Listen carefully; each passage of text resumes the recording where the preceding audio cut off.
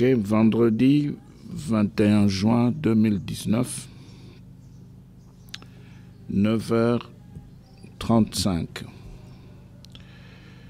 Nous voulons aujourd'hui continuer à parler de l'imitation ou de l'enseignement donné par l'apôtre Paul en rapport avec le salut véritable. Ce salut qui est tout à fait rattaché à l'enseignement de la saine doctrine.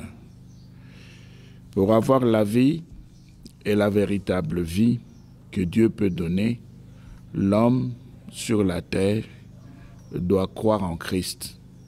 Il croit en Christ, il place sa foi dans l'œuvre de la croix, il obtient le salut de la part de Dieu. Mais il se pose toujours un problème qui souvent crée la confusion. Il y en a qui croient qu'il y a deux choses à faire pour croire et être sauvé. Il y en a aussi qui croient qu'il n'y a rien à faire pour croire et être sauvé. Et ainsi, il y en a qui confondent ce qu'on fait à cause de la foi, à cause du salut, les œuvres qui viennent après. C'est-à-dire, celui qui a reçu le vrai salut de la part de Christ, qui a placé sa foi dans l'œuvre de la croix, il a des choses à faire après le salut. Il a des œuvres, il a des activités. Mais il y en a qui croient que tout ce qu'on fait, après avoir reçu le salut, eh bien, on le fait pour être sauvé. Nous disons non. On ne le fait pas pour être sauvé. On le fait à cause du salut. C'est-à-dire, on a reçu le salut, comme l'apôtre Paul le dit, c'est un don gratuit de Dieu. Et dès qu'on a reçu le salut, maintenant, il y a des activités, il y a des choses à faire. Parce que après le salut, le style de vie de l'homme change sur la face de la terre. C'est pourquoi nous disons que le salut lui-même, dans le psaume 37, verset 40, nous pouvons d'abord lire ce verset, psaume 37, 40. On nous dit ceci, nous sommes là dans Zégon, le texte de 1910, qui a été récupéré par la présentation Esprit et Vie.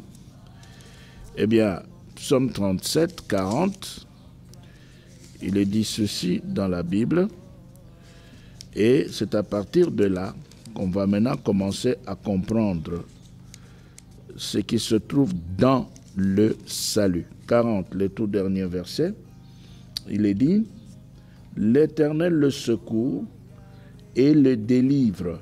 Il le délivre de méchants et le sauve, parce qu'ils cherchent en lui leur refuge. » Un peu compliqué, le texte, et nous allons dans la Nouvelle Bible Zégon, la Bible en application, dans le psaume 37-40. Notre problème, c'est bien comprendre ce qui est dit pour que nous puissions découvrir ensemble le contenu du salut et progresser dans le raisonnement. 37, psaume 40, il est dit ceci dans la Bible en application. Le Seigneur le secourt, il leur donne d'échapper aux méchants. Il le sauve parce qu'ils ont trouvé en lui un abri. Parce qu'ils ont trouvé en lui un abri. Maintenant, dans le courant, nous allons toujours dans le psaume 37-40 pour voir comment le texte est donné pour que nous puissions ensemble découvrir le contenu du salut. Il leur vient en aide et les met à l'abri, oui, à l'abri de méchants, et il le sauve puisqu'ils ont eu recours à lui. Puisqu'ils ont eu recours à lui. Voilà. Donc le salut nous oblige à pouvoir recourir à un plus fort, à un plus grand, à un protecteur qu'on ne peut pas détruire. Et quand on recourt à lui, on est sauvé. Dans le psaume 59, la Bible nous aide encore une fois de plus à comprendre le salut, ce qu'il est, ce qu'il contient et comment l'avoir. Alors nous prenons le psaume 59 et là c'est le verset 3. Délivre-moi de malfaiteurs et sauve-moi des hommes de sang. Délivre-moi de malfaiteurs et sauve-moi des hommes de sang. Alors là, nous nous rendons compte du fait que le salut contient toutes les délivrances spirituelles et terrestres, ça se trouve dans le salut. Alors c'est pourquoi dans le Nouveau Testament maintenant, quand Jésus arrive, eh bien, il se présente comme étant lui-même l'incarnation du salut. C'est-à-dire, Jésus se présente comme quelqu'un qui est venu pour aider l'homme à vivre toute espèce et sorte de délivrance, que ce soit sur le plan spirituel, que ce soit sur le plan terrestre, que l'homme soit totalement dégagé et affranchi. C'est pourquoi dans Matthieu 1, 18, quand l'ange se présente devant Marie, l'ange va parler alors que Jésus était encore dans le sein de Marie. L'ange donne déjà le message, le nom, la mission de Jésus. Quand il sera sur la terre, il a deux choses à faire pour le salut de l'humanité. Alors, qu'est-ce que l'ange dit? Matthieu 1, 18, l'ange dit, voici de quelle manière, non, ça c'est Matthieu qui parle, voici de quelle manière arriva la naissance de Jésus-Christ. Marie, sa mère, ayant été fiancée à Joseph, se trouva enceinte par la vertu du Saint-Esprit, avant qu'ils eussent habité ensemble. Joseph, son époux, qui était un homme de bien et qui ne voulait pas la diffamer, se proposa de rompre secrètement avec elle. 20. Comme il y pensait, voilà, c'est le verset qui nous intéresse, comme il y pensait, voici, un ange du Seigneur lui apparut en songe et dit, Joseph, fils de David. L'ange apparaît. L'ange va s'adresser à Joseph. L'ange messager céleste. Qu'est-ce qu'il dit à Joseph? Il dit, Joseph, fils de David, ne crains pas de prendre avec toi Marie ta femme, car l'enfant qu'elle a conçu vient du Saint-Esprit. 21. Elle enfantera un fils, et tu lui donneras le nom de Jésus, et lui, c'est lui qui sauvera son peuple de ses péchés. Voilà, c'est lui qui sauvera son peuple de ses péchés. C'est l'ange qui parle ici et qui s'adresse à Marie alors que Jésus était encore dans le sein de sa mère, il n'était pas encore sorti. Mais déjà là, l'ange qui était venu, qui avait été envoyé par Dieu, donne le message. Et dans le message, il donne le nom. Et avec le nom, on nous montre déjà que Jésus était là pour le salut. Alors, dans Luc 1, 67, et on va descendre jusqu'à 69, la même pensée va revenir, Luc 1, 67, dans le cantique de Zacharie. Qu'est-ce qu'on nous dit? Zacharie, son père, fut rempli du Saint-Esprit, et il prophétisa en ce mot. Il va prophétiser. Béni soit le Seigneur, le Dieu d'Israël, de ce qu'il a visité, racheté son peuple. 69. Et nous a suscité un puissant sauveur dans la maison de David, son serviteur. Un puissant sauveur, c'est Christ. C'est Christ qui nous sauve. Et comme c'est Christ qui nous sauve, ici, déjà Zacharie, sur le plan prophétique, considère le Christ comme étant un puissant sauveur. Jésus incarne donc le salut. Alors, dans Actes des Apôtres, au chapitre 4, qu'est-ce que nous faisons là? Eh bien, nous voulons simplement découvrir les contenus du salut. Dans Actes, au chapitre 4, au verset 12, on nous dit ceci. Nous sommes là, toujours dans Louis II, 1910. texte récupéré par les éditions Esprit et Vie. Acte 4, verset 12.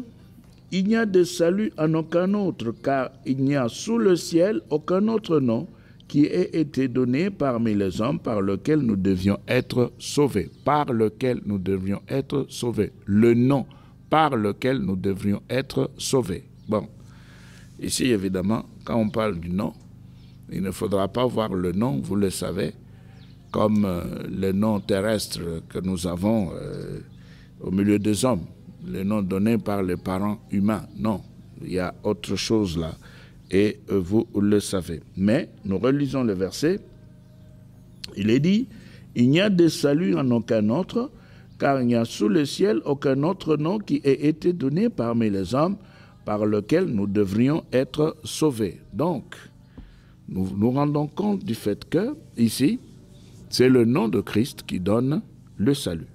Le nom de Christ qui nous donne le salut. Mais maintenant, la grosse question est celle de savoir comment accéder à ce salut. Comment accéder à ce salut? Le salut qui porte toute espèce et sorte de délivrance. Les délivrances terrestres, les délivrances spirituelles. Le salut qui nous aide à pouvoir sortir des limitations sataniques pour nous retrouver dans un espace beaucoup plus large, dans le bonheur, dans la paix donnée par Dieu au travers de Christ. Ce salut, comment on l'obtient? Eh bien, dans Romains 10, d'abord, Romains chapitre 10 et le verset 10, donc nous pouvons prendre 10, 9, 10, il est dit exactement ceci dans la Bible. On nous dit, Romains 10, 9, 10, 9. On dit, on peut comment, oui, si tu confesses,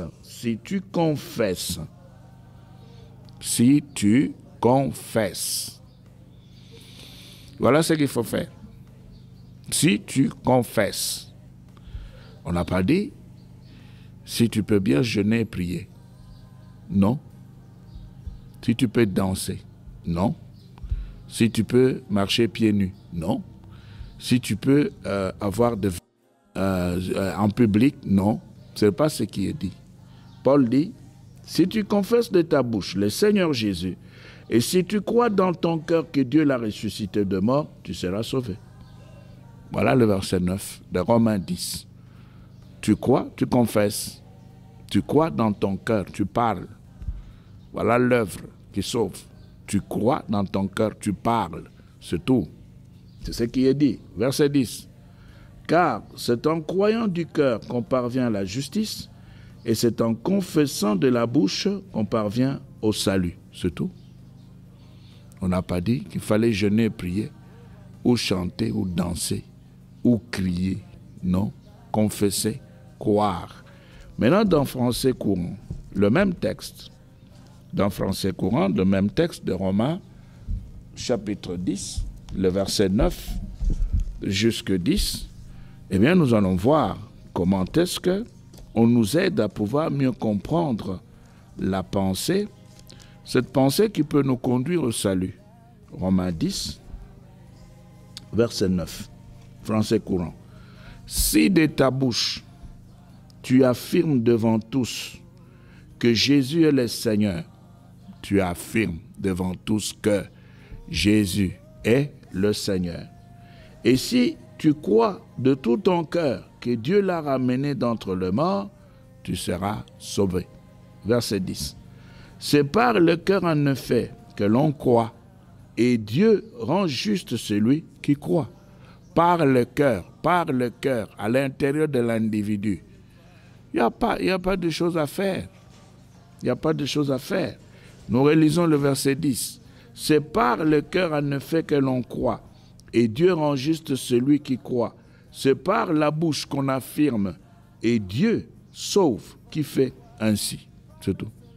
C'est ce qui est écrit. Donc, par rapport à la sainte doctrine et l'enseignement de l'apôtre Paul, le salut est gratuit. Gratuit. On place sa foi dans l'œuvre de la croix. On place sa foi en Jésus-Christ, c'est fini, on est justifié, on est sauvé. On passe de la mort à la vie, des ténèbres à la lumière, de la puissance de Satan à Dieu, par la foi en Christ, par la foi dans l'œuvre de la croix. Mais maintenant, après, voilà le grand problème. On ne peut pas rester bras croisés. On devra maintenant poser des actes pour prouver, pour concrétiser le salut. Et c'est à ce niveau-là où se situe la confusion dans plusieurs cœurs. On croit que ce qu'on fait après le salut, on le fait pour gagner le salut. Non. Ce qu'on fait après avoir reçu le salut, on le fait parce qu'on a été sauvé. On le fait à cause du salut reçu. On ne le fait pas pour obtenir le salut. Dans la Sainte Doctrine, dans Romains 3, 23, Paul dit, il est clair dans ce qu'il dit, Romains chapitre 3, verset 23, il dit ceci, tous ont péché et sont privés de la présence glorieuse de Dieu. Tous ont péché et sont privés de la présence glorieuse de Dieu. Tous. Tous. Et quand on dit tous, eh bien, véritablement, l'apôtre ne s'est pas trompé, il dit tous. Maintenant au verset 24, il dit, mais Dieu dans sa bonté le rend juste à ses yeux. Mais Dieu dans sa bonté le rend juste à ses yeux. Il ajoute, gratuitement. Gratuitement. Par Jésus-Christ qui les délivre du péché. Voilà. Qui les délivre du péché. C'est clair. Donc, on vient, on reçoit Christ, on place sa foi dans l'œuvre de la croix. C'est fini. On est sauvé. On est passé de la mort à la vie. Mais maintenant, comme cette opération se déroule sur le plan spirituel dans le monde invisible, eh bien, les choses changent dans la vie de l'homme. Et ce qui change dans la vie de l'homme commence toujours par la partie spirituelle. Ça change dans le cœur. Ça change dans l'homme intérieur. Ce n'est pas visible. Maintenant, l'homme sauvé doit changer de style de vie. C'est à ce niveau-là où se situe le problème. On ne peut plus rester dans l'ancien style de vie. Non, on doit changer la manière de vivre, la manière de penser, la manière de parler, la manière d'agir, parce qu'on a été sauvé par Christ, on a reçu le salut, on est passé de la mort à la vie, quelque chose s'est passé. On ne peut plus continuer à vivre comme si on n'avait pas rencontré le Sauveur, comme si on n'avait pas été libéré des contraintes sataniques, des contraintes mondaines, des contraintes charnelles, des contraintes de limitation. On a été libéré. Et c'est pourquoi nous disons qu'il est question de la libération, il est question de toute espèce et sorte de délivrance terrestre et spirituelle. Ça change. On devient donc une nouvelle créature. Mais avant cela, nous allons dans Éphésiens 2. Dans Éphésiens 2, Paul dit ceci au verset 8. Non, commençons par le verset 4. Éphésiens chapitre 2, à partir de 4. Paul dit, « Mais la compassion de Dieu est immense, son amour pour nous est tel que, lorsque nous étions spirituellement morts à cause de nos fautes, il nous a fait revivre avec le Christ. C'est par la grâce de Dieu que vous avez été sauvés. » Voilà. C'est par la grâce de Dieu que vous avez été sauvés. Vous n'avez rien fait. On ne vous a demandé que de croire, de placer la foi en Christ et dans l'œuvre de la croix, c'est tout. C'est tout ce qu'on vous a demandé. Et dès que vous le faites, vous avez le salut. Maintenant, Paul continue au verset 6. Dans notre union avec Jésus-Christ, Dieu nous a ramenés de la mort avec lui pour nous faire régner avec lui dans le monde céleste. Voilà. Dans notre union avec Jésus-Christ, Dieu nous a ramenés de la mort avec lui pour nous faire régner avec lui dans le monde céleste. Verset 7. Par la bonté qu'il nous a manifestée en Jésus-Christ, il a voulu démontrer pour tout le siècle à venir la richesse extraordinaire de sa grâce. Car c'est par la grâce de Dieu que vous avez été sauvés, l'apôtre se répète. Au moyen de la foi, il ajoute, ce salut ne vient pas de vous. Voilà, ce salut ne vient pas de vous. Vous n'avez rien à faire. Croyez seulement. Placez la foi en Christ. Placez votre foi dans l'œuvre de la croix. Croyez dans le fait que Christ est venu vous sauver. Il est mort pour vous. Il a vaincu la mort. Il est sorti de la tombe. Il est à la droite de Dieu. Croyez cela et vous avez le salut. Maintenant, Paul dit, ce salut ne vient pas de vous. Il est un don de Dieu. Il n'est pas le résultat de vos efforts. Vous voyez, il n'est pas le résultat de vos efforts. Ça veut dire que le salut, ce n'est pas un salaire, ce n'est pas une récompense. Le salut, c'est un don gratuit de Dieu. Et ainsi, personne ne peut se vanter. Dans d'autres versions, personne ne peut faire le fier. Pourquoi? Parce que ce n'est pas quelque chose qui est venu de l'homme, mais de Dieu. Voilà. Alors maintenant, nous revenons sur ce que nous étions en train de développer. Nous avons dit que le problème maintenant, c'est ce qu'on fait après. Il y en a qui pensent que, comme on a été sauvé, bon, on reste là bras croisés parce qu'on a été sauvé, on attend seulement l'enlèvement, c'est tout. Parce qu'on a reçu les saluts. Croisons le bras, attendons l'enlèvement. Non. Et d'autres croient que tout ce qu'on peut faire après le salut, c'est pour gagner le salut. Non, c'est pas ça. Nous disons que tout ce qu'on peut faire après le salut, nous le faisons. Oui, nous le faisons parce que nous avons été sauvés. Nous le faisons parce que le salut nous a fait passer de la mort à la vie, des ténèbres à la lumière, de la puissance de Satan à Dieu. Nous avons changé de camp. Et comme nous avons changé de camp, évidemment, maintenant, qu'est-ce qui va alors se passer? Eh bien, Christ, notre Sauveur, nous garde en lui et nous avons des choses à faire avec lui et par lui et pour lui. Nous avons des choses à faire avec lui, par lui et pour lui. Donc, on ne peut pas, après le salut, croiser les bras et dire, comme on a été sauvé, on doit croiser les bras et attendre l'enlèvement. Ou alors considérer que ce qu'on est en train de faire après avoir reçu le salut, on le fait pour gagner le salut. Non. Nous le faisons parce que nous avons changé de vie. Nous le faisons parce que nous avons changé de camp. Nous le faisons parce que maintenant nous avons une nouvelle vie. Et c'est ce que l'apôtre dit dans 2 Corinthiens 5, le verset 17. Paul dit, 2 Corinthiens 5, 17, il est clair. Il nous dit ceci.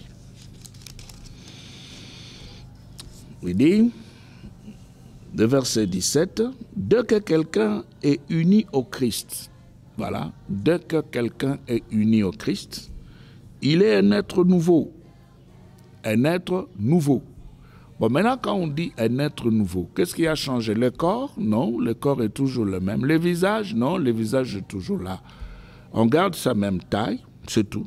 Rien ne change sur le plan physique, mais spirituellement, on est devenu un être nouveau. Ce qui est ancien a disparu. Voilà, ce qui est ancien a disparu. Ce qui est ancien ici, qui devra disparaître, c'est quoi? Premièrement, tout ce qu'on avait l'habitude de faire avant le salut. Tout ce qu'on pouvait accepter de faire pour avoir le salut, avant le vrai salut. Peut-être qu'on s'était retrouvé dans une religion quelconque et on a reçu des enseignements et on a commencé à pratiquer ces enseignements pour être sauvé. Ça se retrouve dans ce que l'apôtre considère comme étant les histoires de l'ancien régime qui doivent disparaître. Alors, maintenant, l'apôtre dit, dès que quelqu'un est uni au Christ, il est un être nouveau. Ce qui est ancien a disparu. Tout ce qu'on avait reçu sur le plan spirituel,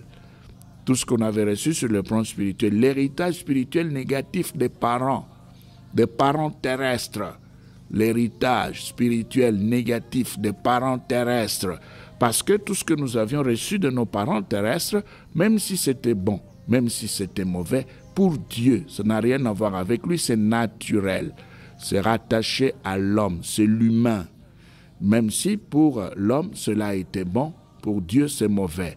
Même si pour l'homme cela a été mauvais, pour Dieu c'est mauvais. Pourquoi? Parce que ce qui compte pour Dieu, c'est seulement ce qui sort de ses pensées et de ses voix, ce qui sort de l'esprit. Et c'est pourquoi l'apôtre Paul dit, ce qui est ancien a disparu. Ce qui est nouveau est là. Voilà le nouveau style de vie. Ce qui est nouveau est là. C'est ça ce que l'apôtre dit. Ce qui est nouveau est là. Au verset 18, il ajoute, il dit, tout cela vient de Dieu. Voilà. Tout cela vient de Dieu. Ça veut dire qu'on a placé sa foi en Christ, on a placé sa foi dans l'œuvre de la croix, on a reçu Christ, la vie a changé. Maintenant, quand la vie change, ça ne veut pas dire que le corps change. Non, la vie change veut dire mes pensées changent. Ma façon de parler va changer. Mon comportement va changer. Je vais avoir maintenant un autre style de vie. Qu'est-ce que je vais commencer à faire? À vivre comme un enfant de Dieu sous le soleil, à pratiquer la parole de Dieu, à exercer le ministère, à rechercher la manifestation des dons spirituels dans ma vie, à chercher comment honorer mon Dieu dans cette vie devant les hommes. Pourquoi? Parce que je suis un homme sauvé. Je suis passé de la mort à la vie, de la puissance de Satan à Dieu. J'ai changé de camp. Les choses nouvelles doivent maintenant remplacer les vieilleries, les choses anciennes. Et les choses anciennes, nous nous répétons, c'est tout ce qu'on avait l'habitude de faire bien avant le Christ. On avait l'habitude de rechercher le salut par ses propres efforts, de rechercher le salut par les enseignements pratiques des religions, de rechercher le salut comme on pouvait le faire sur la terre. Mais maintenant, dans la saine doctrine, avec l'apôtre Paul, nous découvrons le fait que le salut ne peut s'obtenir que seulement par la foi en Christ, par la foi dans l'œuvre de Christ. Et quand maintenant on a placé sa foi dans l'œuvre de Christ, on reçoit le salut, on est sauvé. Le style de vie change. Nous relisons le verset 2 Corinthiens 5, 17 et 18. Paul dit, « Dès que quelqu'un est uni au Christ, il est un être nouveau. Ce qui est ancien a disparu et ce qui est nouveau est là. Tout cela vient de Dieu qui nous a réconciliés avec lui par le Christ et qui nous a confié la tâche d'amener d'autres hommes à la réconciliation avec lui. Qui nous a confié la tâche, Voilà. Qui nous a confié la tâche. Donc, un sauvé qui ne fait rien n'est pas sauvé, n'a pas reçu le vrai salut. Son salut est faux. Parce qu'un vrai sauvé qui a reçu le vrai salut, qui avait reçu le vrai évangile, la vraie parole de Dieu, la saine doctrine, ne peut pas croiser les bras. Un sauvé qui a le bras croisé n'a pas été sauvé, n'a pas reçu le vrai salut. C'est pourquoi il n'y a pas dans son cœur et dans sa vie ce qu'on appelle, et ce que nous avions dit la fois passée, l'effet moral de la grâce. C'est-à-dire le retour de l'ascenseur, le changement de vie. Il ne peut pas croiser le bras, il doit bouger. Il ne peut pas rester le même. Alors, dans 1 Corinthiens 3, Paul parle et il nous montre quelque chose de très important dans 1 Corinthiens chapitre 3. Il dit ceci au verset 13. 1 Corinthiens 3, 13, l'apôtre dit, nous sommes là toujours dans la Bible français courant, il dit, mais la qualité de l'ouvrage de chacun, voilà, nous pouvons même commencer par le verset 9. 1 Corinthiens 3, nous commençons par 9. Car nous sommes des collaborateurs de Dieu, et vous êtes le champ de Dieu, vous êtes aussi l'édifice de Dieu. Nous sommes des collaborateurs, ouvriers avec Dieu. C'est-à-dire, le salut est arrivé, maintenant, le style de vie a changé, maintenant, on doit faire certaines choses avec Dieu, pour Dieu. Maintenant, il dit au verset 10, « Selon le don que Dieu m'a accordé, j'ai travaillé comme un bon entrepreneur et posé les fondations. Maintenant, un autre bâtit dessus, mais il faut que chacun prenne garde à la manière dont il bâtit. Car les fondations sont déjà en place dans la personne de Jésus-Christ, et nul ne peut en poser d'autres. » Donc, Christ est la fondation. Et l'apôtre montre qu'il est venu, qu'il a posé la fondation. Et on ne peut plus changer cette fondation-là. 12. Maintenant, ceux qui arrivent après la fondation et qui travaillent et qui veulent poser des choses sur la fondation, l'apôtre dit, certains utiliseront de l'or, de l'argent ou de pierres précieuses pour bâtir sur ces fondations. D'autres utiliseront du bois, du foin ou de la paille. Voilà. Donc le travail que l'on fait après avoir reçu le salut, on fait le travail, mais ce travail a une seule fondation. Et la fondation, c'est Christ. 13. L'apôtre dit, mais la qualité de l'ouvrage de chacun sera clairement révélée au jour du jugement. C'est-à-dire tout ce que tu vas faire après avoir reçu le salut, tout cela sera évalué au jour du jugement. En effet, ce jour se manifestera par le feu, et le feu éprouvera l'ouvrage de chacun pour montrer ce qu'il vaut. 14. Si quelqu'un a édifié un ouvrage qui résiste au feu, il recevra une récompense. Voilà. On a été sauvé. On travaille. On doit savoir que le travail que l'on fait, c'est un travail qui sera récompensé par Dieu, récompensé par le ciel. Mais attention, on ne peut pas travailler de n'importe quelle manière. Il y a des principes, il y a des règles, il y a des choses à respecter dans les limites de la parole de Dieu. On ne peut pas sortir des limites de la parole de Dieu. Et vous le savez, selon Paul, les nations sont des greffons. Alors tout ce qui se fait devra être réalisé en Christ. Christ est l'esprit vivifiant. Ça veut dire que dans la nouvelle alliance, selon le modèle paulinien, le tout doit se faire en esprit. Paul dit au verset 15, par contre, si l'ouvrage est brûlé, son auteur perdra la récompense. Voilà. Cependant, lui-même sera sauvé, mais comme s'il avait passé au travers les flammes d'un incendie. Nous reprenons le verset 15. Par contre, si l'ouvrage est brûlé, son auteur perdra la récompense. Cependant, lui-même sera sauvé, mais comme s'il avait passé au travers les flammes d'un incendie. Ici, les paroles de l'apôtre soulèvent encore d'autres questions que nous pourrons peut-être dans les jours à venir, dans d'autres interventions, développer. Peut-on perdre ou ne pas perdre le salut quand on l'a déjà obtenu? Est-ce que ce salut, on peut le perdre ou ne pas le perdre? Voilà le problème. Alors, ici, il y en a qui disent, oui, le salut est complet, définitif, c'est tout. Mais il y en a aussi qui pensent que, même si on l'avait obtenu, eh bien, on peut le perdre. Bon, on va voir ça dans d'autres interventions. Mais pour aujourd'hui, nous nous arrêtons là et que Dieu vous bénisse.